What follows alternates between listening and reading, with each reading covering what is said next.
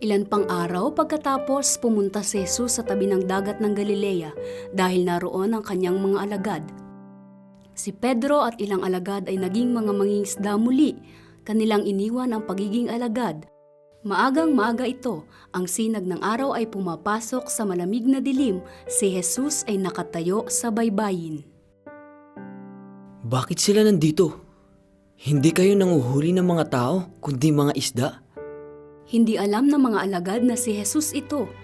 Sila'y nalulungkot lamang dahil wala silang nahuli na isda buong gabi. Tinawag sila ni Jesus. Mga kaibigan, may nahuli ba kayo? Sino ito? Lumayo ka! Wala kaming nahuli. Wala kaming isda ngayon. Wala kayong nahuli? Itapon ninyo ang inyong lambat sa kabila ng bangka.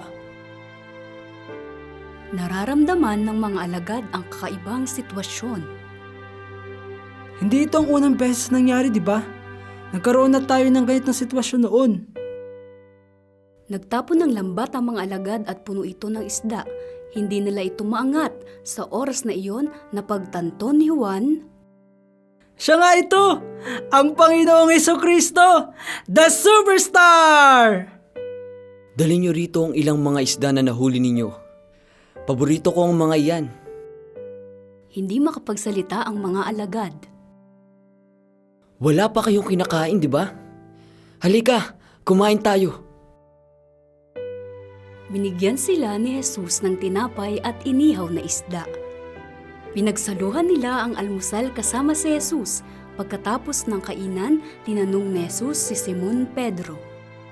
Simon, anak ni Juan, totoo bang mahal mo ko higit sa mga ito? Opo. Opo, Panginoon.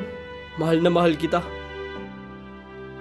Pedro, alagaan mo ang aking mga tupa. Simon, na anak ni Juan, totoo bang mahal mo ko? Opo, Panginoon. Alam mong mahal kita. Kung gayon, alagaan mo ang aking mga tupa.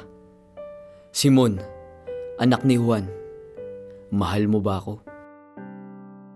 Sumama ang loob ni Pedro dahil 3 beses itinanong ito ni Jesus. Panginoon, alam mo ang lahat.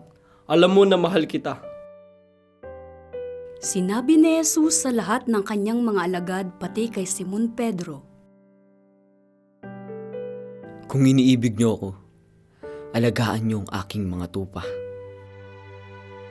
Sinundan ng mga alagad si Jesus muli, nanatili si Jesus sa kanila, nagtuturo tungkol sa kaharian ng Diyos. Tinuruan niya rin kung paano mag-aral ng Biblia.